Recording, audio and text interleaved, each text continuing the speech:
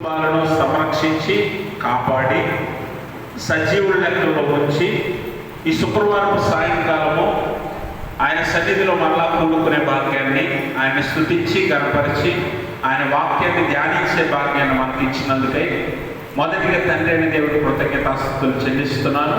ఆయన ఆత్మతోనూ సత్యంతోనూ ఆరాధించడానికి కూడి వచ్చిన మీ అందరికీ ప్రభుపేట వందనాలు. అందరికీ వందనాలు.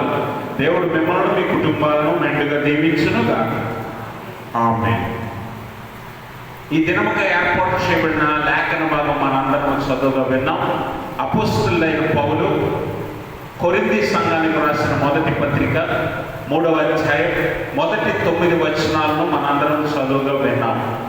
అయితే ఈ కొరింథీ పత్రిక అపోస్తలుడైన పౌలు కొరింథీలో ఉన్న సంఘానికి రాస్తూ ఉన్నాడు. కొరింథీ పట్టణంలో క్రైస్తవ సంఘము దేవుని చేత ఏర్పాటు చేయబడి ఉన్నది. ఆ సంఘానికి ఈ లేఖ రాస్తూ అపోస్తలుడైన పౌలు ఇప్పుడు మనం చదువుకునే మాటలను తెలియజేశాడు. అయితే కొరింథీ పట్టణాన్ని ఒకసారి మనం జ్ఞాపకం చేసుకున్నట్లయితే ఈ కొరింథీ పట్టణము ఒక వ్యాపార పట్టణంగా ఉంది. ఒక వ్యాపార పట్టణంగా ఉంది. ట్రేడ్ సెంటర్ అంటే అనేక ప్రాంతాల నుంచి ఈ పట్టణానికి వచ్చి వ్యాపారం చేసుకొని అనేక మంది వారి జీవనాధారాన్ని కొనసాగిస్తూ ఉండేవారు. అలాంటి పట్టణం కొరింథీ పట్టణం. అంటే యెరూషలేము పట్టణం ఎలాగో కొరింథీ పట్టణం కూడా అలాగా. కాబట్టి ఈ కొరింథీ పట్టణానికి వాడరేవు కూడా ఉంది. అంటే అనేక ప్రాంతాల నుంచి ఎగుమతులు దిగుమతులు ఈ పట్టణానికి జరుగుతాయి. కాబట్టి రకరకాల మనుషులు, రకరకాల జాతుల మనుషులు, రకరకాల ప్రాంతాల మనుషులు ఈ పట్టణంలో కలుసుకునేవారు. అలాంటి పట్టణము ఈ కొరింథీ పట్టణం. అయితే ఈ పట్టణంలో ఉన్న సంఘానికి అపోస్తలుడైన పౌలు రాస్తూ ఈ మాటలను తెలియజేస్తూ ఉన్నాడు. అయితే ఈ పట్టణంలో ఎంత పెద్ద వ్యాపారం జరిగేదో పాపము కూడా అలాగే ఈ పట్టణం అంతా విస్తరించింది. పాపము ఎక్కువగా ఈ పట్టణంలో కొనసాగేది. అందుకని అక్కడున్న సంఘానికి, సంఘంలో ఉన్న విశ్వాసులకు అపోస్తలుడైన పౌలు ఈ మాటలు రాస్తూ ఉంటున్నాడు. 2వ వచనం చదువుదాం. అప్పటిలో మీకు బలము చాలకపోయినందున పాలతోనే మిమ్మల్ని పెంచితిని కానీ అన్నముతో మిమ్మల్ని పెంచలేదు. మీరింకనూ శరీర సంబంధులై ఉండటం వలన ఇప్పుడునూ మీరు బలహీనులై ఉన్నారు కారా. చాలు. ఇక్కడ అపోస్తలుడైన పౌలు కొరింథీ సంఘానికి రాస్తూ ఈ లేఖ రాసే సమయానికి ఈ మాట తెలియజేస్తున్నాడు. నేను ఈ లేఖ రాయక మునుపు మిమ్మల్ని మొట్టమొదటిసారి కలిసినప్పుడు మీరు అప్పటికి బలము చాలకపోయినందున బలహీనులై ఉన్నారు. కాబట్టి మీకు పాలతోనే మిమ్మల్ని పెంచాను. కానీ మీరెంకనో బలహీనులై ఉన్నారనే మాట ఈ లేఖ రాసే సమయానికి తెలియజేస్తుందంటే మొట్టమొదటిసారి కొరింథీ పట్టణానికి పౌలు వెళ్ళినప్పుడు వారు ఎలా ఉన్నారో ఈ లేఖ రాసే సమయానికి కూడా వారు అలాగే ఉన్నారు. బలహీనులై ఉన్నారు, బలము చాలని వారిగా ఉన్నారు. అంటే మీరు మనుష్య రీతిగా శరీర సంబంధులుగా జీవిస్తున్నారు. మీరు ఇంకా ఆత్మీయంగా ఎదగలేదు. ఈరోజు చాలాసార్లు మన కుటుంబాల్లో చిన్న బిడ్డలు పుట్టడం చూస్తాం, వారు ఎదగడం చూస్తాం, ఫలించడం చూస్తాం. పిల్లలు పుట్టినప్పుడు మొట్టమొదటిగా వారు బలము లేనటువంటి వారుగా నిస్సహాయ స్థితిలో ఉంటారు. వారికి ప్రతి దానికి తల్లిలో తండ్రో ఒక మనుష్యుని సహాయం అవసరం పిల్లలకి కదా. వారు ఏమి తినలేరు. అందుకని వారిని ఒక 9 నెలలు 10 నెలల వరకు ఏం చేస్తాం? పాలతో మాత్రమే పెంచుతాం. అవునా? తర్వాత వారికి నవలగలిగే ఆహారం కాదు కానీ మింగగలిగే ఆహారం పెడతాం. ఆ తర్వాత కొంత ఎదిగిన తర్వాత మనము తినే ఆహారం అలవాటు చేస్తాం కదా. అంటే వారు ఎలాగైతే వృద్ధి చెందుతున్నారో అలాగ విశ్వాసి ఆత్మీయ జీవితంలో ఎదగాలి అనేది దేవుని వాక్యం యొక్క ఉద్దేశం. అయితే పౌలు కొరింథీ సంఘాన్ని ఉద్దేశించి లేఖ రాసే సమయానికి కొరింథీ పట్టణంలో అపోస్తలుడైన పౌలు 18 నెలలు పరిచర్య చేశాడు. 18 నెలలు పరిచర్య చేసి ఒక సంఘాన్ని స్థాపించాడు. 18 నెలల్లో ఆయన మొట్టమొదటిసారి కొరింథీ పట్టణానికి వెళ్ళినప్పుడు విశ్వాసులైనటువంటి వారికి ఏ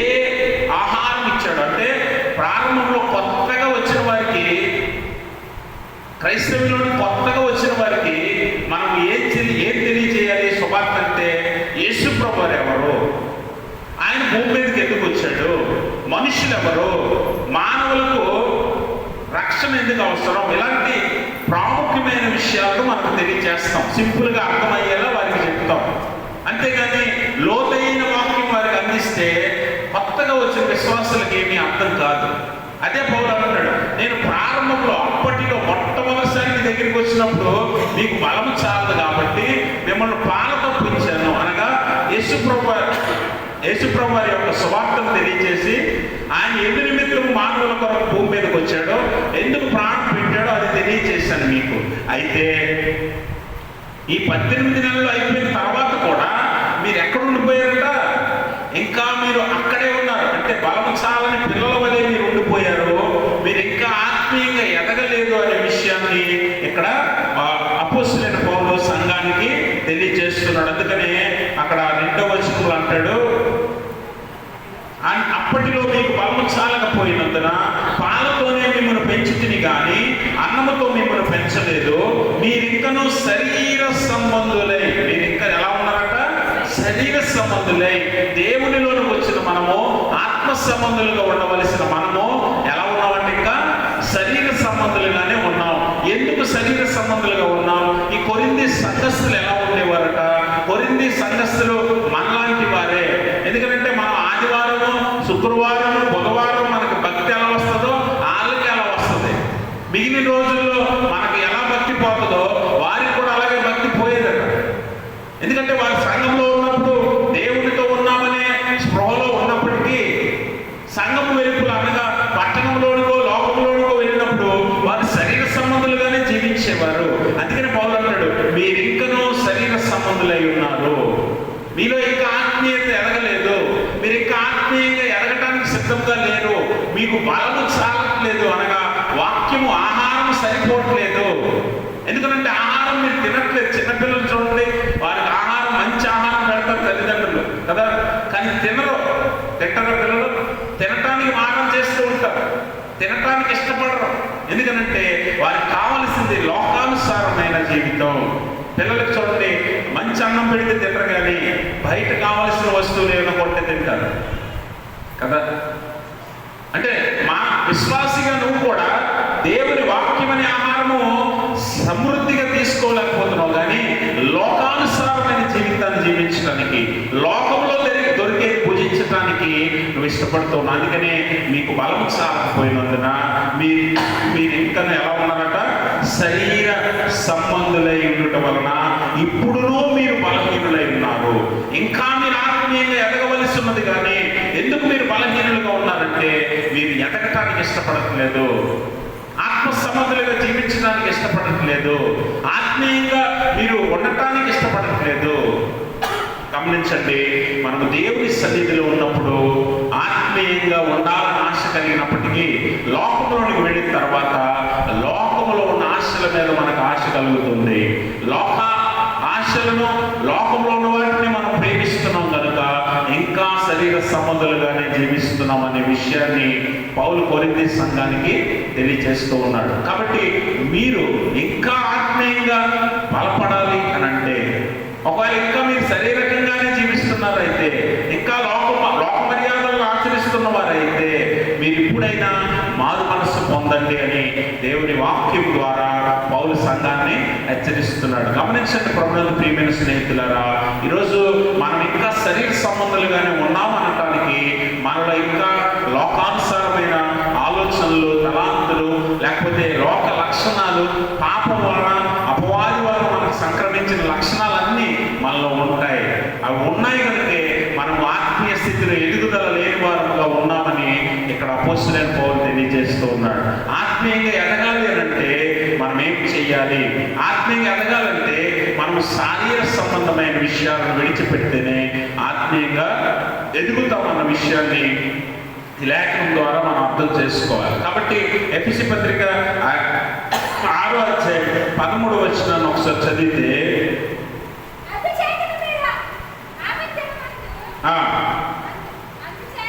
అందుచేతను మీరు ఆపత్తినమందు వారిని ఎదిరించుటకును సమస్తము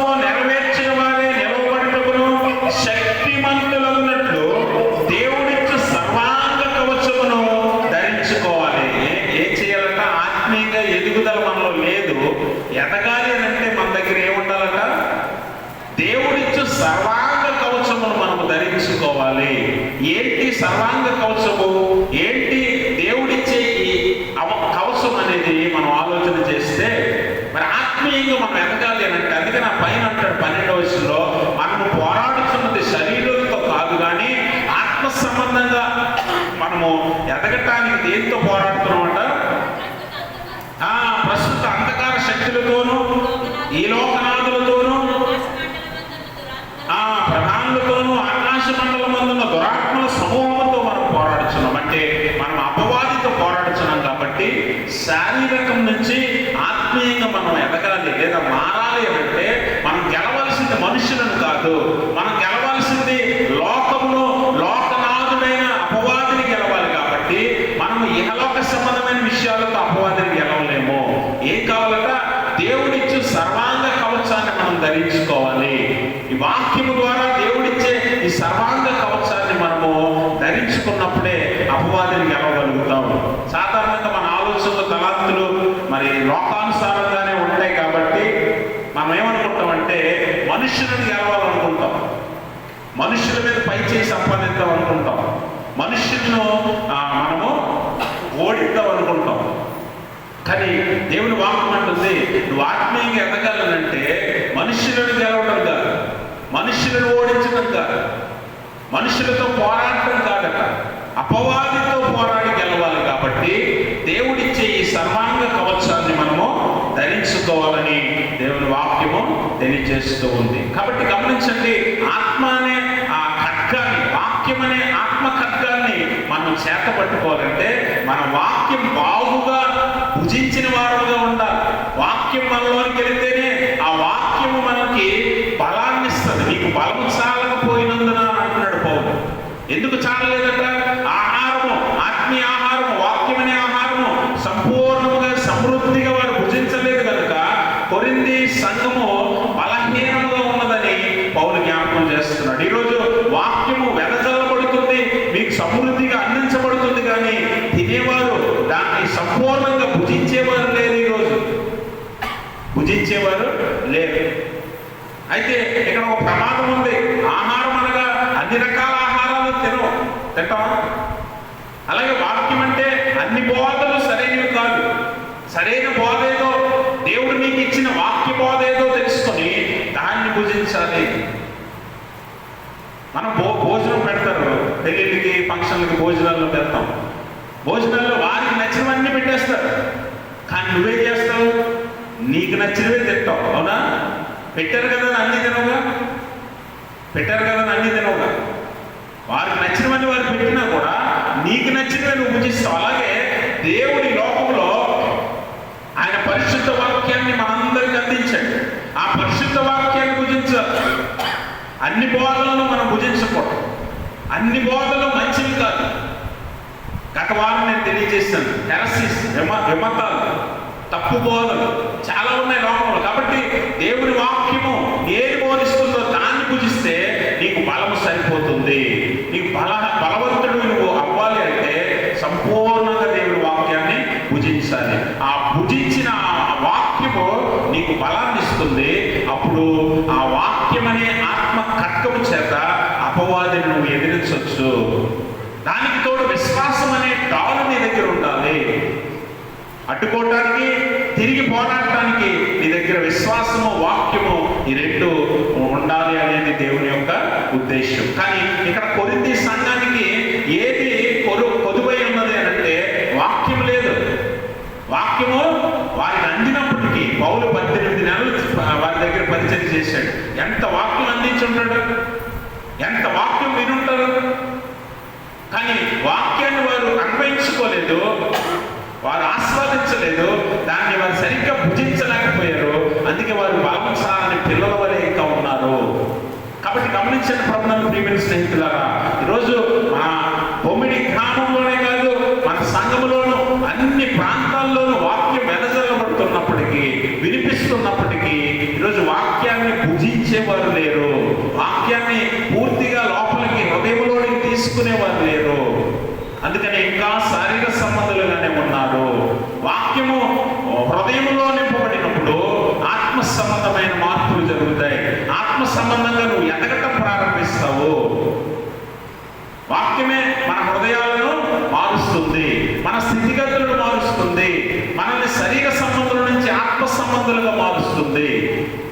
శరీర సంబంధం నుంచి ఆత్మ సంబంధాలుగా మారాలంటే వాక్యం ఒకటే. అది లేనప్పుడు మనం ఎదగలేము. మనలో వాక్యం లేనప్పుడు మనం ఆత్మ సంబంధంగా ఎదగలేము. కొరింథీ సంఘము అదొక్కటే కొద్దుగా ఉంది. సంఘం ఉంది, విశ్వాసులు ఉన్నారు, ఆరాధనలు జరుగుతున్నాయి, అన్ని కార్యక్రమాలు జరుగుతున్నాయి. కానీ ఏం కొద్దుగా ఉందంటే కొరింథీ సంఘానికి వాక్యం అనే బలం లేదు. అందుకనే వారు శరీర సంబంధాలుగానే ఉండిపోతున్నారట. ఎందుకంటే మన సంఘాల్లో కూడా ఈరోజు చాలా మంది విశ్వాసులు ఆదివారపు భక్తులుగానే ఉంటారు, లేదా శుక్రవారం భక్తులుగానే ఉంటారు, లేదా వారానికి ఒకసారి వచ్చే భక్తులుగానే ఉంటారు. వీరు ఆదివారమే భక్తి. ఆదివారం అయిపోతే ఆరాధనను, ఆలయాన్ని జ్ఞాపకం చేసుకోరు చాలా మంది. నేను చాలా మందిని చూస్తూ ఉంటాను మన గ్రామంలో. మీలో కూడా ఉండొచ్చు అలగదు అంటే అందరినీ చూడడం కదా.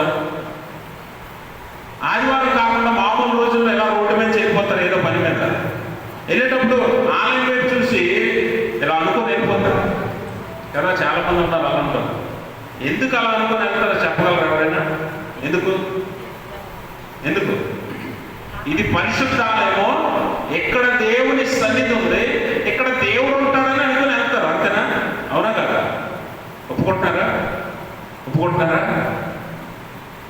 మరి ఇక్కడ దేవుడు ఇక్కడ ఉంటాడు అని నీకు చెప్పాడా?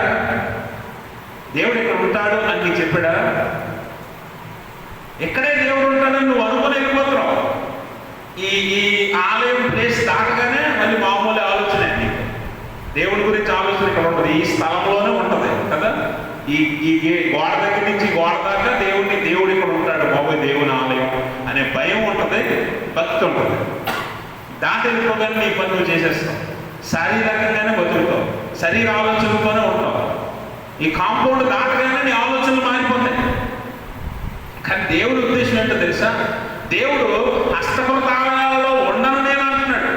అంటే ఇక్కడ ఉంటాడా దేవుడు? ఎక్కడ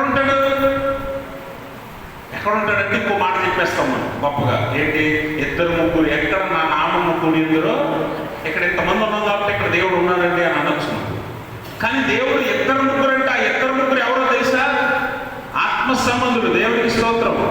ఆత్మీయంగా ఎవరైతే ఇక్కడ 2 3 కూడుతారో అక్కడ ఉంటాడు దేవుడు. అంతేగాని నామకార్థంగా శారీరకంగా నువ్వు కూడినంత మాత్రం 1000 మంది ఉన్నా దేవుడు అక్కడ ఉండడు. దేవుడు ఎక్కడ ఉండాలనుకుంటున్నాడు? ఎందుకు అసలు దేవుడు ఎక్కడ ఉండాలనుకుంటున్నాడు? చూడండి, మనం ఈ కొరింథీ పత్రిక 6:19 చదువుతాం. 1 కొరింథీ 6:19. మీ దేహము దేవుని వల్ల మీకు అనుగ్రహింపబడి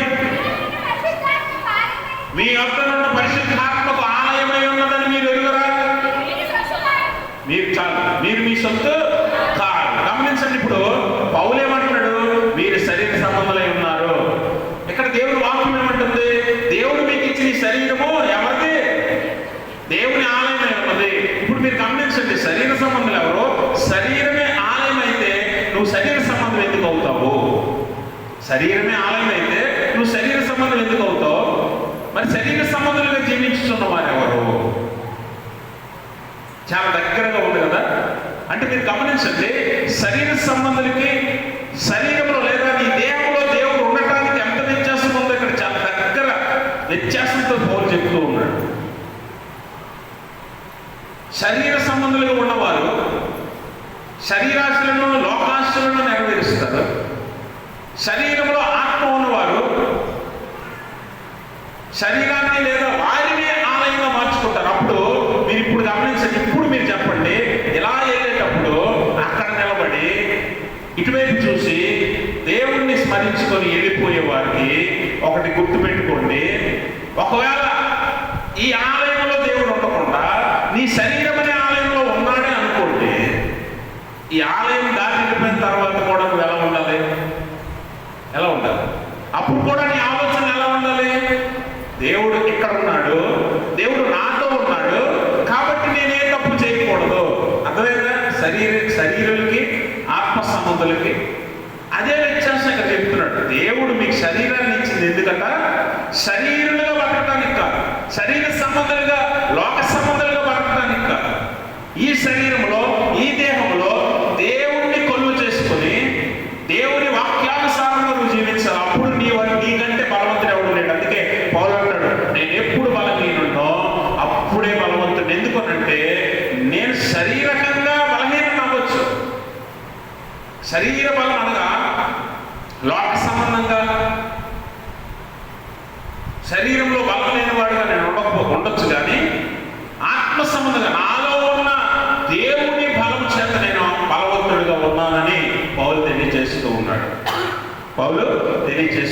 కాబట్టి గమనించండి ప్రభునందు ప్రియమైన స్నేహితులారా, మన శరీరమే ఆలయమైనప్పుడు మనము పాపం చేయడానికి ముందుకెళ్ళాం. పాపపు ఆలోచనలు మనలో రావు. అప్పుడు మనం ఆత్మీయంగా ఎదగడం ప్రారంభిస్తాం.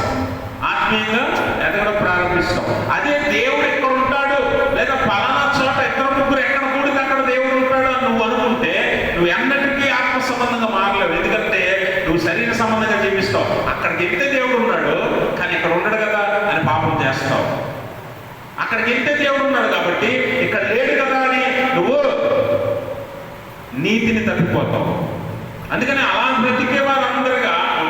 బ్రతికేవారుగా ఉన్నారు కాబట్టి కొరింథీ సంఘం అంటున్నాడు, మీరింకను శరీర సంబంధులై బలహీనులై ఉన్నారు కారా అంటున్నాడు. ఎందుకు బలహీనులై ఉన్నారంటే వాక్యం అనే బలం వారిలో ఎందుకు లేదంటే వారు దేవుడు వారితో ఉన్నాడు అనుకోవట్లే, వారిలో ఉన్నాడు అని అనుకోవట్లే. ఎక్కడున్నాడు? ఆలయంలో ఉన్నాడు. అందుకని ఆదివారం వెళ్ళినప్పుడు భక్తి వచ్చేస్తుంది. మామూలు రోజుల్లో భక్తి లేని వారుగా లోకంలో లోక మనుషులతో లోకాశలతో వారు జీవిస్తున్నారు. పాపం చేసేవాడితో జీవిస్తున్నారు. పాపం చేసేవాడితో సహవాసం చేస్తూ ఉన్నారు. ఆదివారం మాత్రమే భక్తి పరులుగా, నీతిమంతులుగా, విశ్వాసులుగా నటిస్తున్నారు. ఈరోజు ఎంతమంది విశ్వాసులు అలా ఉన్నారు? అందుకని ఆత్మీయంగా మీకు బలం లేదు అని పౌలు హెచ్చరిస్తూ ఉన్నాడు. గమనించండి ప్రభునందు ప్రియమైన స్నేహితులారా, మనం ఎదగకపోతే దేవుడు మన దగ్గర ఉండడు. మనం 100 మంది కాదు 1000 మంది కూడుకున్నా ఇక్కడ మన దగ్గర దేవుడు ఉండడు. ఎందుకనంటే ఆత్మ సంబంధంగా ఇద్దరు ముగ్గురు ఎక్కడ కూడుకుంటారు అక్కడ అన్నాడు దేవుడు. మనలోనే ఉంటారు అన్నాడు దేవుడు. కాబట్టి వాక్య రూపేణ మనలో ఆయన ఉన్నప్పుడు మనం ఆత్మ సంబంధాలుగా ఎదగటము ప్రారంభమవుతుంది. కాబట్టి స్నేహము మనం ఎవరితో చేస్తామో వారి గుణ లక్షణాలు మనకి అలవడతాయి. స్నేహం మనతో ఎవరితో చేస్తామో వారి గుణ లక్షణాలు మనకి అలవడతాయి. ఆదివారం దేవుడితో స్నేహం చేసి మిగిలిన 6 రోజులు లోకంతో స్నేహం చేసే వారికి ఎవరి గుణాలు వస్తాయి? చెప్పండి. ఆదివారం ఒక్కరోజే దేవుడితో సహవాసం చేస్తాం, 6 రోజులు లోకంతో సహవాసం చేస్తాం. అప్పుడు లోక గుణ లక్షణాలు మనలో వస్తాయి కదా. అందుకని ఇక్కడ పౌలు అంటాడు 3వ వచనంలో, మీలో అసూయయు కలహమును ఉండగా మీరు శరీర సంబంధులై మనుష్య రీతిగా నడుచుకుని వారు కారా? మీలో ఏమున్నదట? అసూయ, కలహం. అసూయ, కలహం అనేది ఎక్కడి నుంచి వచ్చేవట?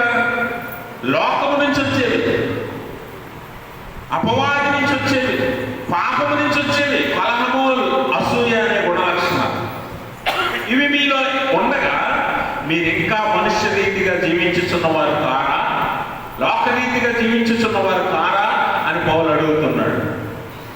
గమనించండి ప్రభునందు ప్రియమైన స్నేహితులారా, మనమందరము పాపులమే కదా, మనందరము పాపం చేసిన వారమే కదా, మనందరిలోనూ పాపం గుణ లక్షణాలు ఉన్నాయి కదా.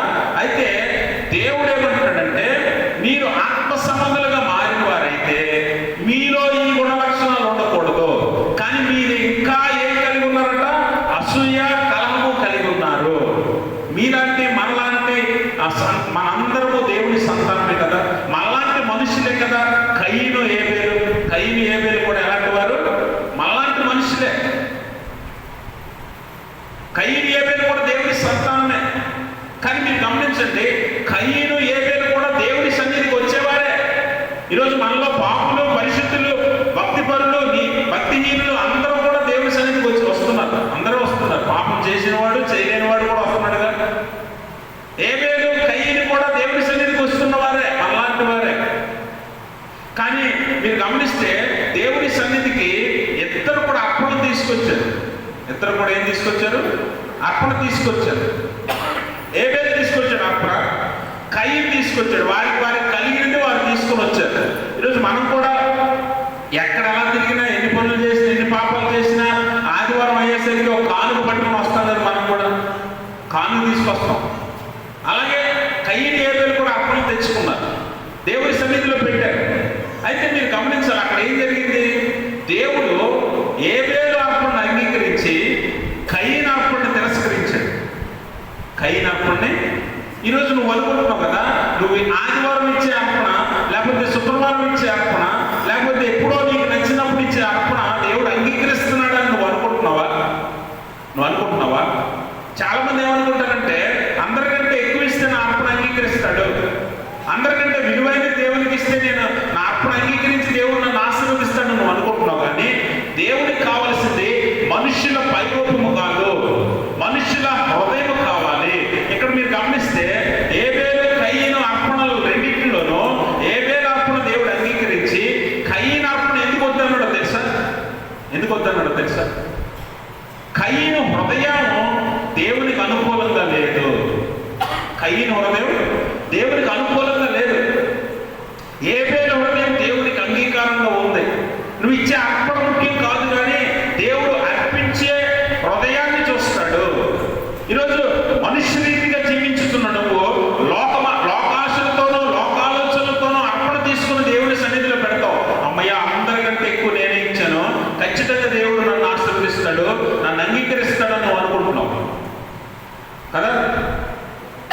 అర్పణ కంటే హృదయం చూసే దేవుడు కనుక, నీ హృదయాంతరంగాన్ని పరిశోధించే దేవుడు కనుక, నీ హృదయం సరిగ్గా లేకపోతే నువ్వేమిచ్చినా దేవుడు అంగీకరించడు, నువ్వేమర్పించిన దేవుడు అంగీకరించడు. ఏబేలు హృదయం అలాంటిదే. కయీను హృదయమో దేవుడికి వ్యతిరేకంగా ఉంది, ఏబేలు హృదయమో దేవునికి అనుకూలంగా ఉంది. అందుకే ఏబేలుని అంగీకరించి కయీను తిరస్కరించాడు. అందుకే మీరు గమనిస్తే కయీనుకి ఎప్పుడైతే దేవుడు తిరస్కరించాడో, ఎప్పుడైతే దేవుడు వద్దన్నాడో, కయీనుకి ఏం పుట్టిందట? హృదయంలో ఏం పుట్టింది? అసూయ పుట్టింది. ఇక్కడ ఏమంటారు పౌలు? మీలో ఇంకా ఏముందట? అసూయ, కలహం ఉంది. అసూయ, కలహం మీలో ఇంకా ఉంది. అంటే దేవుడు ముందే చూసాడు కయీను హృదయం బాలేదు. అందుకనే దేవుడు కయీను అర్పణ అంగీకరించలే. వెంటనే ఆ గుణం బయటకు వచ్చేసింది. ఈరోజు చూడండి, నీ పక్కన ఉన్న వాడిని దేవుడు దీవించి నిన్ను దీవించట్లేదు అనుకోండి, నీకు ఎక్కడ లేని అసూయ వచ్చేస్తుంది, కోపం వచ్చేస్తుంది, తట్టుకోలేవు. అవసరమైతే దేవుడి మీద కూడా కోపం వచ్చేస్తుంది నీకు. ఎందుకంటే నేనే తప్పు చేశాను, నన్ను ఎందుకు దేవుడు దీవించడో, వారేం చేశారని దేవుడు ఆశీర్వదిస్తున్నాడని అసూయ మనలో వస్తుంది ఇంకా. ఎందుకంటే మన శరీర సంబంధాలు కదా, శరీర గుణ లక్షణాలే బయట పెడుతుంటాం, శరీర గుణ లక్షణాలే చూపిస్తాం. కయీను వెంటనే దేవుడు అంగీకరించలేదు, తిరస్కరించగానే కయీనులో ఉన్న శరీర గుణాలు బయటకు వచ్చేసాయి. వెంటనే ఏమొచ్చింది? అసూయ వచ్చింది. అసూయతో తమ్ముడితో కలపపడ్డాడు, తమ్ముడిని హత్య చేసింది. ఈరోజు మన హృదయాలు ఎలా ఉన్నాయి? దేవుడు చూస్తున్నాడు. మన హృదయాలు ఎలా ఉన్నాయంటే, మనము పైకి అర్పణలు ఇస్తాం కానీ, కానుకలు ఇస్తాం కానీ మన హృదయాలు బాగోవు. అందుకని దేవుడు వాక్యం అంటుంది, ఇర్మియా గ్రంథకర్త అంటాడు, హృదయం ఘోరమైన వ్యాధి కలిగింది. లోపల మనసులో ఆలోచనలు, తలాంతులు మంచివి కాదు, కానీ అర్పణలు ఇస్తుంటాం. ఎందుకంటే మనుషులు ఏదైతే గొప్పగా చెప్పుకోవడానికి అర్పణలు అర్పిస్తూ ఉంటాం. కయీను కూడా దేవుడి దగ్గరికి ఎలా తెచ్చాడట? గొప్పగానే తెచ్చాడు. కానీ కయీను అర్పణ దేవుడు అంగీకరించలేదు. ఎందుకంటే హృదయం బాలేదు. దేవుడికి అనుకూలంగా హృదయం లేదు. శరీర సంబంధంగానే ఆలోచిస్తున్నాడు. కానీ ఏబేలు అలా కాదు, హృదయపూర్వకంగా దేవుని ఇష్టపడి దేవునికి తనకు కలిగిన దాంట్లో శ్రేష్టమైన తీసుకొచ్చాడు. ఎబ్రీ పత్రిక 11:4 మనం చూస్తే, విశ్వాసమును బట్టి ఏబేలు కయీను కంటే, విశ్వాసమును బట్టి ఏబేలు కయీను కంటే శ్రేష్టమైన. ఈరోజు చాలా మంది ఏమనుకుంటున్నారు తెలుసా? శ్రేష్టమైన అంటే విలువైనదే కాదనట్లే, కానీ శ్రేష్టమైన విలువది కానుక లేదా శ్రేష్టమైన అర్పణ ఎక్కడి నుంచి దేనికి అది విలువ ఎప్పుడు కలుగుతుందట? అర్పణకి విశ్వాసమును బట్టి ఏబేలు కయీను కంటే విలువైనది, శ్రేష్టమైనది తీసుకొచ్చాడు. ఈరోజు చాలా మంది దీన్ని తప్పుగా అర్థం చేసుకొని అవతల వారు 100 రూపాయలు ఇస్తే మేము 1000 ఇస్తే మేము గొప్ప వాళ్ళం, మేము 1000 ఇస్తే దేవుడికి శ్రేష్టమైనది ఇచ్చాం, మేము 10,000 ఇస్తే దేవుడికి శ్రేష్టమైనది ఇచ్చాం, మేము 1,00,000 రూపాయలు ఇస్తే దేవుడికి శ్రేష్టమైనది ఇచ్చాం అనుకుంటున్నారు చాలా మంది. కానీ ఇక్కడ శ్రేష్టమైన అనే విలువ అర్పణకి ఎప్పుడు వచ్చిందంటే నీ హృదయాన్ని బట్టి దేవుడు అర్పణకు విలువిస్తున్నాడు. అర్పణ విలువ కాదు దేవుడి దృష్టికి కదా. మనం పాడతాం అర్పణలో గీతం, అర్పణ గీతం పాడతాం కదా. నీకిచ్చు అర్పణలు నువ్వే మాకు ఇచ్చావు, నువ్వే మాకు ఇచ్చి మళ్ళీ మేము నీ దగ్గరికి తెస్తే అది ఎలా అవుతుంది? విలువైంది చెప్పండి, ఎలా అవుతుంది? దేవుడు నీకు 1000 రూపాయలు ఇస్తే నువ్వే 100 రూపాయలు తెచ్చి ఇక్కడ పెట్టి అర్పణ విలువైంది ఇచ్చాను నేను అని అంటే ఎలా ఉంటుంది చెప్పండి? పాతకాలంలో ఒక సామెత ఉంటుంది కదా, మా తాతలు మా తాతలు ఆకులు నాయకారు, మేము వాళ్ళ మూతలు నాయకులు అన్నట్టు ఉంటుంది. అవునా? దేవుడు మీకు ఇస్తే నువ్వు అందులోనేమో 10వ భాగమో 5వ భాగమో తీసుకొచ్చి ఇక్కడ పెట్టి నేను దేవుడికి ఎంత విలువైంది ఇచ్చానో తెలుసా?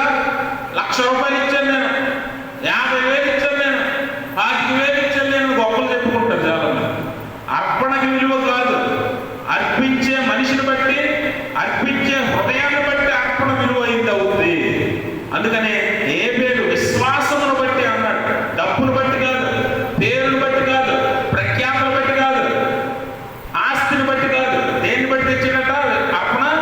విశ్వాసమును బట్టి మంచి హృదయంతో దేవుడి దగ్గరికి తీసుకొచ్చిన అర్పణ శ్రేష్టమైనది. గమనించండి, నీ హృదయం బాగోకపోతే, నీ హృదయంలో అసూయ, కలహము, కోపము, ద్వేషము, లోక సంబంధమైన గుణ లక్షణాలన్నీ నిండుకొని నువ్వు ఆదివారం ఎంత భక్తిగా ఎంత తెల్లని బట్టలు కట్టుకొని దేవుని సన్నిధికి వచ్చినా నీ హృదయము నీ బుద్ధి మారకపోతే ఖచ్చితంగా నిన్ను అంగీకరించిన దేవుడు. పైకి మనం చాలా చక్కని మాటలు మాట్లాడతాం, హృదయంలో ఏముంటుందంటే మనకి అసూయ ఉంటుంది, హృదయంలో కోపం ఉంటుంది, ద్వేషం ఉంటుంది. వీటి వల్ల మనం శరీర సంబంధాలుగా మిగిలిపోతున్నాం, ఎదగట్లేదు. అందుకే పౌలు అంటాడు, మీరు ఇంకా ఎలా ఉన్నారంటే మీరు బలసాలని వారిగా ఉన్నారు, శరీర సంబంధాలుగా ఉన్నారు, బలహీనులై ఉన్నారు, మీకు ఇంకా వాక్యమనే ఆహారము వంట పట్టలేదు, మీరు ఎదగలేకపోతున్నారు. చిన్నపిల్లలు ఆహారం తిని వంట పట్టించుకుంటేనే మరేమవుతారు? ఎదుగుతారు, బలపడతారు కదా. వాక్యం విని దాన్ని మన హృదయాల్లో నింపుకుంటేనే ఏమవుతుందట? మనం బలాన్ని సంపాదించుకోగలుగుతాం, బలపడతాం. కయ్యని హృదయం బాగోలేదు, అందుకే అర్పణ తీసుకొచ్చిన దేవుడు అంగీకరించలేదు. ఈరోజు మన హృదయాలు బాగోకుండా, హృదయాలు దేవుడి వాక్యం చేత నింపబడకుండా మనం అర్పణలు తెచ్చిన, ఆరాధనలు చేసిన, ఏం చేసినా దేవుడు అంగీకరించడనే విషయాన్ని మనం గుర్తుపెట్టుకోవాలి. ఈరోజు మనుషులను మెప్పించడానికే మనం పనులు చేస్తూ ఉంటాం చాలాసార్లు. అర్పణ ఇచ్చినా, ఆరాధనకు వచ్చినా, ఏం చేసినా కూడా మనుషులు మెప్పు పొందాలనే ప్రయత్నం చేస్తాం. దేవుడిని మెప్పించడానికి ఇష్టపడతాం. విశ్వాసం లేకుండా దేవునికి ఇష్టడై ఉండుట అసాధ్యము. ఈరోజు ఏ పేరుకి విశ్వాసం కొరతై ఉన్నది, వాక్యము కొదువై ఉన్నది, హృదయం సరైన స్థితిలో లేదు. కానీ కయ్యి ఏ పేరుకి తన హృదయము దేవుడి వాక్యం చేత నింపబడింది, దేవుడి మీద ప్రేమతో ఉన్నాడు, దేవుడి మీద భయభక్తులతో ఉన్నాడు. అందుకే తనకు కలిగినది హృదయపూర్వకంగా విశ్వాసంతో దేవుడి సన్నిధికి తెచ్చాడు, దీవించబడ్డాడు, అంగీకరించబడ్డాడు. గమనించండి ప్రభువును ప్రియమైన స్నేహితులారా, మనం ఇంకా శరీర సంబంధాలుగానే జీవిస్తున్నామా? ఇంకా శారీరక క్రియలనే నెరవేరుస్తున్నామా? మనలో ఇంకా అసూయ, కలహము, ద్వేషము ఇలాంటివి మన హృదయాల్లో నిండుకొని ఉంటే, వాక్యము చేత నింపబడలేని వారుగా మనం ఉన్నట్లయితే మనం ఎన్నటికీ దేవుని చేత అంగీకరించబడమనే విషయాన్ని ఇక్కడ లేఖనం మనకి తెలియజేస్తూ ఉంది. కాబట్టి మన విశ్వాస లోపము, వాక్య లోపము మనలో ఉన్నంత కాలము మనము శరీర సంబంధులుగానే జీవిస్తాము. మనలో ఎంత మాత్రము ఆత్మ సంబంధమైన విషయాలు మనలో ఉండవు, ఆత్మ సంబంధమైన విషయాలు మనలో ఉండవు. కాబట్టి మనం ఈ రాత్రి తెలుసుకోవాల్సిన ప్రాముఖ్యమైన విషయం ఏంటి అని అంటే, మనము ఆత్మ సంబంధాలుగా ఇంకనైనా మారాలి. ఇంకా పిల్లలుగానే ఉండకూడదు. చిన్నపిల్లలు ఎదగలేదు అనుకోండి, ఏం చేస్తాం? ఎదగలేదు అనుకోండి, శరీర లోపం అంటాం కదా. పిల్లోడు ఎదగలేకపోతే వాడికి శరీరం బలహీనం, శరీర లోపం అంటాం. మానసికంగా ఎదగలేదు, ఏమంటాం? పిచ్చోడనో ఎర్రోడనో అంటాం ఎదగకపోతే. ఈరోజు ఆత్మ సంబంధంగా నేను మునుపు ఎలా ఉన్నారో మీరు ఇప్పుడు అలాగే ఉన్నారు అని పౌలు అంటున్నాడు. నేను మొదట మీ దగ్గరికి వచ్చినప్పుడు ఎలా ఉన్నారో ఇప్పుడు అలాగే ఉన్నారు. అసలు ఏదైనా సరే ఆఖరికి చిన్న విత్తనము కూడా ఎదుగుతుంది. దానికి కావలసిన ఆహారం ఇస్తే, పోషకాలు అందితే ఎక్కడైనా ఎదుగుతుంది. ఈరోజు విశ్వాసిగా ఎంత కాలం దేవుని వాక్యం వింటారు, ఆత్మీయంగా ఎదగరా, ఆత్మీయంగా ఫలించరా అని వాక్యము ద్వారా పౌలు కొరింథీ సంఘాన్ని అడుగుతున్నాడు. నేను మునుపు వచ్చినప్పుడు ఎలా ఉన్నారో, 18 నెలల క్రితం ఎలా ఉన్నారో ఇప్పుడు అలాగే ఉన్నారు. మీరు ఏ మార్పు లేదు. అప్పుడు మీకు ఏదో లోపం ఉందని అనుకోవాలి, మీకు ఏదో జబ్బు ఉందనుకోవాలి. అవునా? మీకు ఏదో జబ్బు ఉందనుకోవాలి. ఎందుకంటే మీరు దేవునితో సహవాసం చేస్తున్నట్టు నటిస్తున్నారు, కానీ ఎవరితో చేస్తున్నారు సహవాసం? లోకంతోనే చేస్తున్నారు, లోకంతోనే చేస్తున్నారు. మీరు గమనించారా? మనం సహవాసం ఎవరితో చేస్తే ఆ గుణ లక్షణాలు మనకి అలవాటు అవుతాయి. మనం ఎవరితో సహవాసం చేస్తే ఆ గుణ లక్షణాలు మనకు అలవాటు అవుతాయి. మనం ముందుకెళ్ళడం మానేసి వెనక్కి వెళ్ళిపోతున్నాం, మనం ఎదగడం మానేసి కుసించిపోతున్నాం, బలహీనపడిపోతున్నాం. దేవుని వాక్యం అంటది, ఈ లోక స్నేహము దేవునితో వైరమని. మరి ఇప్పుడు మీరు చేస్తున్న సహవాసం ఎవరితో? లోకంతో. కాబట్టి శరీర సంబంధాలుగా ఉన్నారు. శరీర సంబంధాలుగా ఉన్నప్పుడు దేవునికి విరోధంగా ఉన్నారు అన్న విషయాన్ని మీరు గుర్తించలేకపోతున్నారు. అందుకే లోకపు గుణ లక్షణాలు అన్నీ మనలో ఉంటాయి. లోకం యొక్క గుణ లక్షణాలు ఏంటి? అసూయ, కలహము, ద్వేషము, కోపము, ఇంకా అనేక రకాల దుర్లభము, లేకపోతే లోపత్వము, శరీరాశులన్నింటి గుణాలకు మనలో ఉంటాయి కదా. కొంతమందికి పైకి చాలా చక్కగా ఉంటారు, లోపలేమో మనుషుల మధ్య కలహాలు పెడుతూ ఉంటారు. కొంతమంది ఈ మ్యాచ్ ఉంటుంది వేరేగా. వాళ్ళు ఏం చేయరు, వాళ్ళు ఎందుకు పనికిరారు. అలాంటి వాళ్ళు ఏం చేస్తారంటే పనికొచ్చే వాళ్ళ మధ్యలో చిచ్చులు పెట్టి గొడవలు రేపుతూ ఉంటారు. ఈ బ్యాచ్ ఒకటి సపరేట్. ఇంకో బ్యాచ్ ఏం చేస్తారంటే ఎప్పుడు పక్కోడి మీద ఏకమే. ఈ బ్యాచ్ అదొక బ్యాచ్, అసూయ. ఇంకొక బ్యాచ్ ఏంటంటే అవతల మీద ఎప్పుడు అబద్ధ సాక్ష్యం చెప్తారు. అంటే ఏంటి? ద్వేషం. ఇలాంటి గుణాలన్నీ ఈరోజు సంఘంలో ఉన్నాయి, విశ్వాసుల్లో ఉన్నాయి. అట్టి వారితోనే మాట్లాడుతుంది ఈరోజు వాక్యం. మన హృదయాలు సరిగ్గా లేకపోతే మనం ఆరాధనలకు వచ్చినా, లేకపోతే వాక్యం చదివినా, మనం ప్రాంతంలో గంటలు చేసినా, లేకపోతే మన దేవుడికి ఎంత పెద్ద అర్పణలు అర్పించినా, లక్షల డొనేషన్లు ఇచ్చినా, నీ అర్పణ కాదు కదా, నిన్ను కూడా దేవుడు అంగీకరించడు. దేవుడికి స్తోత్రం. కాబట్టి హృదయ స్థితి మారితేనే, మన హృదయపు ఆలోచనలు మారితేనే, మన హృదయం వాక్యం చేత నింపబడితేనే మన ఆత్మీయ స్థితి ఎదగడం ప్రారంభమవుతుంది. పిల్లలు ఎదగకపోతే డాక్టర్ దగ్గర తీసుకెళ్తాం, అవునా? ఎదగట్లేదండి. ఇప్పుడు ఇన్ని సంవత్సరాలు వచ్చాయి, ఇన్ని సంవత్సరాలకి ఎంత బలం ఉండాలి, ఎంత బరువు ఉండాలి అంటాం కదా పిల్లలకి. వారు సరిగ్గా ఎదగకపోతే ఏం చేస్తాం? డాక్టర్ దగ్గర తీసుకెళ్తే డాక్టర్ ఏం చెప్తాడు? ఫలానా మందులు వాడండి, ఫలానా ఆహారం పెట్టండి అని చెప్తాడు కదా. చెప్పినప్పుడు అలాగే వాటిని పాటిస్తే పిల్లవాడు లేకపోతే చిన్నపిల్లలోనూ ఎదుగుదల ప్రారంభం అవుతుంది. వారు ఎలాగైతే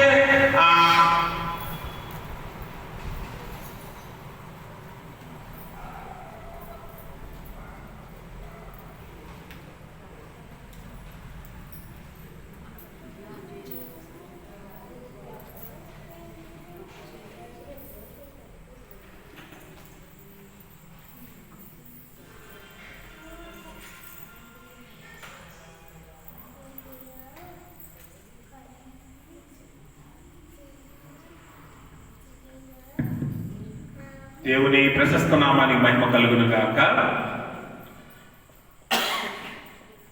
పిల్లల్ని దేవుని యొద్దకు తీసుకుని డాక్టర్ దగ్గరికి తీసుకుని వెళ్ళినప్పుడు వారు ఎదగాలని డాక్టర్ ఏ అయితే సూచనలు చేస్తారో ఆ సూచనలు మనం పాటించినప్పుడు పిల్లలు ఎలాగైతే ఎదుగుతారో విశ్వాసిగా దేవుడు నీకు కొన్ని సూచనలు ఇస్తూ ఉన్నాడు. ఆ సూచనలు నువ్వు పాటించినప్పుడు, ఆ వాక్యం అనే ఆహారం నువ్వు భుజించినప్పుడు నువ్వు ఆత్మీయంగా ఎదగడం ప్రారంభమవుతావు. నీ శరీరము, నీ హృదయములో దేవుని వాక్యం నింపబడాలి. దేవుని సన్నిధి నీ హృదయంలో ఉండాలి. అలా లేకపోతే ఎంతకాలం నువ్వు విశ్వాసిగా జీవించిన లోకాన్ని నువ్వు మెప్పించగలవేమో కానీ దేవుణ్ణి అన్నటికీ ఎప్పటికీ నువ్వు మెప్పించలేవనే విషయాన్ని మనం ఇక్కడ అర్థం చేసుకోవాలి. అందుకనే దేవుడు అంటాడు, అపొస్తలుడైన పౌలు ఫిలిప్పీ సంఘానికి తెలియజేస్తూ 2వ అధ్యాయం 5వ వచనం అంటాడు, క్రీస్తు యేసునకు కలిగిన ఈ మనస్సు మీరును కలిగి ఉండండి. క్రీస్తు యేసునకు కలిగిన హృదయం, క్రీస్తు యేసునకు కలిగిన మనస్సు మీరు కలిగి ఉంటే ఆత్మీయంగా ఎదగడం ప్రారంభం అవుతుందంట. అంటే క్రీస్తు యేసునకు కలిగిన హృదయం ఎలాంటిది చెప్పండి. ఇందాక మనం అన్నామే, పౌలు అంటున్నాడు కదా, కొరింథీ సంఘస్థుల్లో ఏముందట? అసూయ, కలహం ఉంది, ద్వేషం ఉంది, కోపం ఉంది, లోక సంబంధమైన గుణ లక్షణాలన్నీ వారిలో ఉన్నాయి. అయితే ఇదే పౌలు ఫిలిప్పీ సంఘానికి రాస్తూ అంటాడు, క్రీస్తు యేసును కలిగిన మనస్సు మీరు కలిగి ఉండండి. అంటే క్రీస్తు యేసులో ఏ హృదయం ఉందో ఆ హృదయం లాంటి హృదయం మీరు కలిగి ఉండండి. ఆ హృదయంలో ఉండే లక్షణాలు ఏంటట? ఆ హృదయము నీ మీద అసూయ పడదు, నిన్ను ద్వేషించదు, నీ మీద కోపపడదు, లేకపోతే నువ్వు పాడైపోవాలని కోరుకోదు. నిన్నెప్పుడు ప్రేమించే హృదయము, నిన్నెప్పుడు ఆదరించే హృదయం. క్రీస్తు యేసునకు కలిగిన హృదయం అలాంటిదట. అన్ని విషయాల్లోనూ ఎదిగిన హృదయము. ఆయన లోకానుసారంగా ఎన్నడూ జీవించలేదు. లోకంలో ఉన్న వాటిని ఆయన ఎన్నడూ కలిగి లేడు. అటువంటి మనసును కలిగి ఉంటేనే ఆత్మీయంగా నువ్వు ఎదుగుతావు అనే విషయాన్ని ఇక్కడ లేఖనము తెలియజేస్తూ ఉంది. గమనించండి ప్రభువునందు ప్రియమైన స్నేహితులారా, ఇంకా విశ్వాసం చెప్పుకుంటున్నావు, దేవుళ్ళలోకి వచ్చి ఎన్ని సంవత్సరాలు అయింది, అయినా కూడా పక్కవాడిని ద్వేషిస్తావు, వారి మీద అసూయ పడతావు, కోపంతో రగిలిపోతావు, హృదయం అంతా అసూయతో నింపుకొని ఉంటావు. కానీ పైకి భక్తురాల్లాగా నటిస్తూ ఉంటావు, దేవుడి సన్నిధిలో అర్పణలు అర్పిస్తూ ఉంటావు. మరి కయ్యను కూడా లోపల ఎన్నో దాచుకున్నాడు హృదయంలో, పైకి అర్పణ తీసుకొచ్చి భక్తుల్లాగా నటించాడు. దేవునికి హృదయం కనిపించింది, అందుకనే కయ్యను అర్పణని అంగీకరించలేదు. ఈరోజు నీ అర్పణ లేకపోతే నిన్ను దేవుడు ఎందుకు అంగీకరించట్లేదో ఒకసారి ఆలోచన చెయ్యి. నీ ప్రార్థనలు దేవుడు ఎందుకు వినట్లేదో ఒకసారి ఆలోచన చెయ్యి. నీ హృదయం సరిగ్గా లేదు, దేవుని ఎదుట అది యథార్థంగా లేదు అనే విషయాన్ని మనం గుర్తించాలి. కాబట్టి దేవుని వాక్యం చేత నింపబడిన హృదయాలు కలిగిన వారంగా ఉన్నప్పుడు దేవుడు మనల్ని ఆశీర్వదిస్తాడు, అంగీకరిస్తాడు. మనం కూడా ఆత్మీయంగా ఎదగడం ప్రారంభమవుతుంది. అప్పటి వరకు శారీరకంగానే నువ్వు ఉండిపోతావు. శరీర సంబంధిగానే జీవించినప్పుడు నువ్వు ఆలయంలో ఉన్నా లోకంలో ఉన్న ఒక్కటే, దేవుల్లో ఉన్నా లేకపోతే లోకంలో ఉన్న ఒక్కటే. ఎందుకంటే ఎంతకాలమైనా సరే నీలో వాక్యం ప్రవేశించదు కాబట్టి, నీలో వాక్యం ఫలించదు కాబట్టి నువ్వు పేరుకి నామకార్థంగా దేవుని సన్నిధిలో ఉంటున్నావు తప్ప దేవునిలో నువ్వు ఎదగట్లేదనే విషయాన్ని ఈ లేఖనం ద్వారా మనం అర్థం చేసుకోవాలి. కాబట్టి గమనించండి, రోమపత్రిక 12వ అధ్యాయం 2వ వచనం అంటాడు,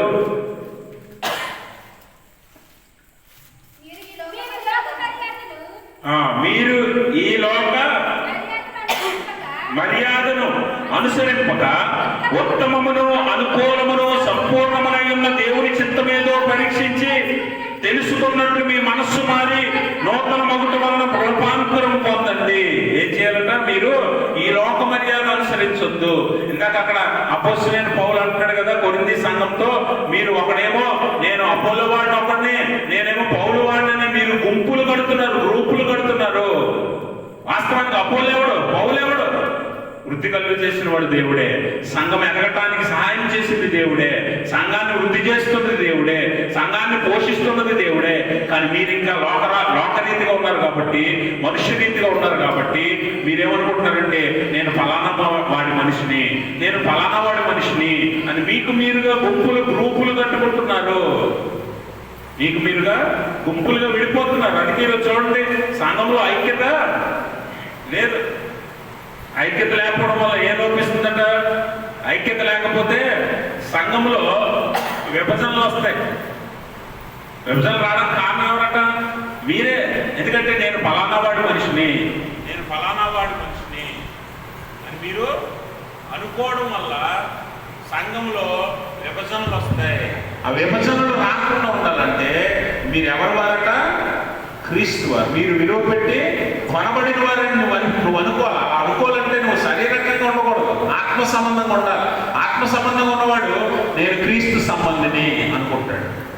కానీ శరీర సంబంధిగా ఉన్నవాడు ఏమనుకుంటాడు? మేము ఫలానా వాళ్ళము, మేము ఫలానా వాళ్ళము అని విడిపోతూ ఉంటారు. ఐక్యత ఉండదు వారి మధ్య. అందుకని ఇక్కడ పౌలు అంటాడు, అపోల్లో ఎవడు, పౌలు ఎవడు?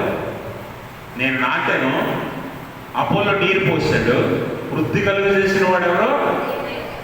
మేము పరిచారకులు మాత్రమే. సమస్తము జరిగించేది ఎవరట?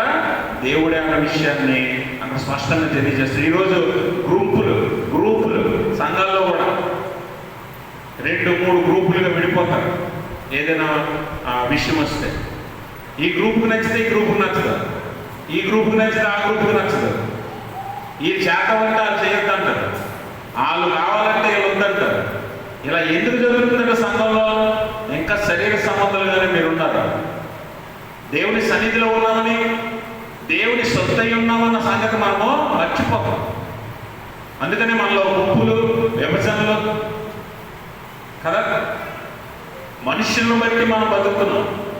అందుకే శరీర సంబంధాలు కారా మీరు అని అడుగుతున్నాడు. మీరు ఇంకా శరీర సంబంధాలుగానే ఉన్నారు. ఈ లోక మర్యాదను అనుసరిస్తున్నారు. ఈ లోక మర్యాదలు ఏం చేస్తారు? ఒక గుంపు అంతా, ఒక గుంపు ఇంకో గుంపు, ఇలా 2-3 గుంపులుగా మారిపోయి ప్రజలు పోటీ చేసుకుంటారు ఒకరి మీద ఒకరు. మీరు గొప్ప, మేము గొప్ప, మీరు ఎక్కువ, మేము ఎక్కువ. ఆ లోక మర్యాదని మనము సంఘంలో ఆచరిస్తున్నాం. అందుకే ఈరోజు మేమందరం గ్రూపు, మీరు చేస్తే మేము ఒప్పుకోం, లేదా మేము చేస్తే మీరు ఒప్పుకోరు. ఇలా గుంపులుగా ఎందుకు విడిపోతున్నారంటే లోక మర్యాదను ఆచరిస్తున్నారు. అలా కాక మీరేం చేయాలట? దేవుని చిత్తమేదో ఉత్తమము, అనుకూలము, సంపూర్ణమైన దేవుని చిత్తమేదో పరీక్షించి తెలుసుకున్నట్లు మీ మనస్సు మారి, ఎలా మారాలంటే మీ మనస్సు క్రీస్తు యేసునకు కలిగిన మనస్సు మారాలి. అలాగే మారాలంటే మీరు అలా మారినంత కాలం మీ భక్తి వ్యర్థం, మీ విశ్వాసం వ్యర్థం, మీ జీవితం కూడా వ్యర్థమే. ఎందుకంటే దేవుడు మిమ్మల్ని అంగీకరించడు, దేవుడు మిమ్మల్ని ఒప్పుకోడు. కయ్యని ఎలాగ ఒప్పుకోలేదు అలా ఒప్పుకోడు, తిరస్కరిస్తాడు. ఆ రోజు మీరు దేశ దిమ్మలు అయిపోతారు. ఎందుకంటే తిరస్కరించడం అంటే దేవుడు విడిచిపెట్టేస్తాడు, విసర్జిస్తాడు. దేవుడు విసర్జిస్తాడు. వాస్తవానికి కయ్యను, చివరి మాట, కయ్యను ఏం ఆలోచించాలి? దేవుడు నా అర్పణ ఎందుకు అంగీకరించలేదని ఆలోచించాలి. అవునా కదా? దేవుడు నా అర్పణ ఎందుకు అంగీకరించలేదు? నాలో ఏం తప్పు ఉంది? నేను దిద్దుకోవాల్సింది ఏంటి? నేను మార్చుకోవాల్సింది ఏంటి అని దేవుని ఎదుట పశ్చాత్తాపడాలి కయ్యను. కానీ కయ్యను ఏం ఆలోచించాడు? నేను అర్పిస్తే నా అర్పణ ఎందుకు ఒప్పుకోలేదు దేవుడు? నా తమ్ముడు అర్పణ ఎందుకు ఒప్పుకున్నాడు? ఇదే అసూయ. మనలో ఎవరైనా దేవుడు దీపిస్తే మనం ఏడుస్తుంటాం కదా, లోపల పైకి నవ్వుతాం, లోపలేమో ఏడుపు వచ్చేస్తుంటాం. మనం వాళ్ళకి అన్ని దేవుడు సమకూరుస్తున్నాడు, వాళ్ళకి అన్ని దేవుడు సక్రమంగా జరిగిస్తున్నాడు, మాకెందుకు జరగట్లేదు లోపల ఏడుస్తూ పైకి నవ్వుతూ మాట్లాడతాం. అదే అసూయ. కయ్యను కూడా అలాగే అనుకుంటున్నాడు. నేను అర్పిస్తే అంగీకరించలేదు దేవుడు, నా తమ్ముడు అర్పిస్తే ఎందుకు ఒప్పుకుంటున్నాడు దేవుడు అని అసూయ వచ్చింది తమ్ముడు మీద. అది కాక కయ్యను ఏం ఆలోచించాలి? నన్ను ఎందుకు అంగీకరించలేదు ప్రభా? నాలో తప్పు ఉంటే దిద్దుకుంటాను చెప్పు అని అడగాల కయ్యను. ఆ మారు మనసు కావాలంటాడు. అందుకే మీరు మనస్సు మారి రూపాంతరం, నూతనమగు వరకు రూపాంతరం చెందండి. ట్రాన్స్ఫిగ్యురేషన్ అంటే పూర్తిగా మారిపోవాలి. మీరు ఎలా మారిపోవాలంటే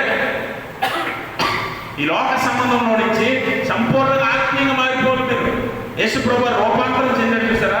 అప్పటి వరకు 12 మంది శిష్యులు, మనుషులు, ఆ గలిలయులు, అలాగే రోమీలు అందరూ యేసు ప్రభువుని చూస్తున్నారు. ఎలా ఉన్నాడు యేసు ప్రభు?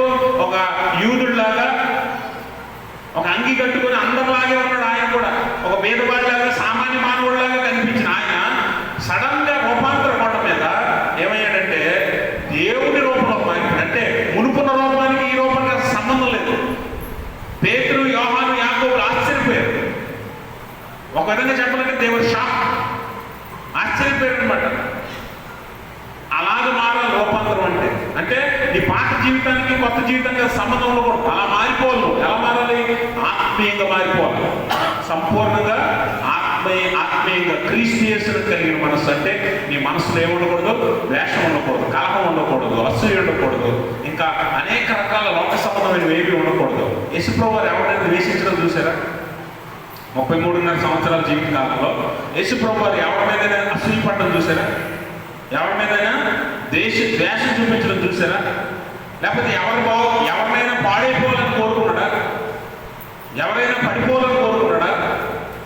అంటే నిజమైన క్రీస్తు మనసు అలా ఉంటుంది.